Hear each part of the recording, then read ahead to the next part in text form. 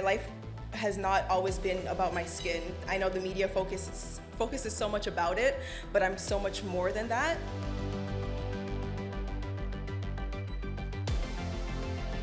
When I was young, I was picked on for something that today I feel is amazing. You know, one thing about me connects millions of people around the world, and that is something I think you can probably see. It's my skin condition. It's called vitiligo. And vitiligo is basically my immune system feels that my melanin, which is what makes color in your skin, thinks my melanin is a disease, something similar to, you know, the common cold. So it fights it off, and that makes my skin turn white.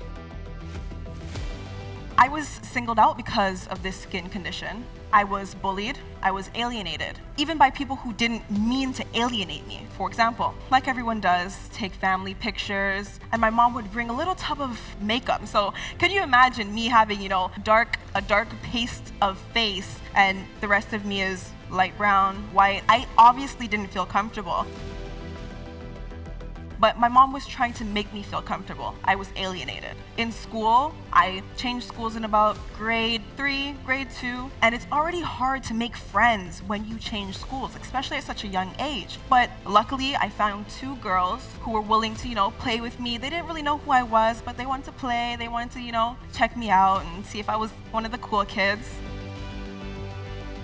After a few weeks of being in that school and having those friends, all of a sudden I didn't have them. And I was kind of confused as to why, you know, I was struggling to make friends. I finally did, and now where'd they go? You know, they would avoid me at recess, they would avoid me at lunch. And I finally went up to them one day and I was like, guys, what's going on? Why aren't you talking to me anymore? We can't talk to you anymore, sorry. Our parents said that we might catch your skin condition. Can you imagine how that made me feel in grade 2, grade 3? That hurt. You know, I was alienated. I was embarrassed, to be honest. I didn't know what this skin condition was at, you know, in grade 2 or grade 3. I wasn't asked if I wanted the skin condition. I didn't ask for it, yet I was alienated for it. My problem wasn't even him calling me that, because I know there's going to be girls out there with my skin condition who are happy to give themselves the nickname zebra, or happy to give themselves. My problem is not with that at all whatsoever. It's the fact that if I say I don't like it, you need to respect that.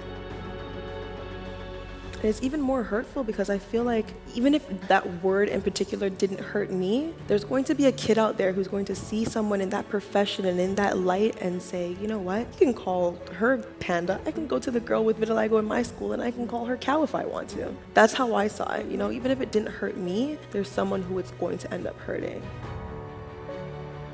At 4 years old, I was a really happy child. And I think that's because my family was so loving and so supporting, and so they had such a will to make sure that I felt normal and felt like my differences were a very important part of who I was. When I did first get vitiligo, my mom was worried, you know, it was something that she hadn't heard of before. So I remember her bringing me over to my grandmother and my aunt and lifting up the back of my shirt and being like, look, there's a new spot on her back. And my grandmother was like, you can't do that to her because she's going to feel like her differences are something that's negative, and that's not right. She has to grow up knowing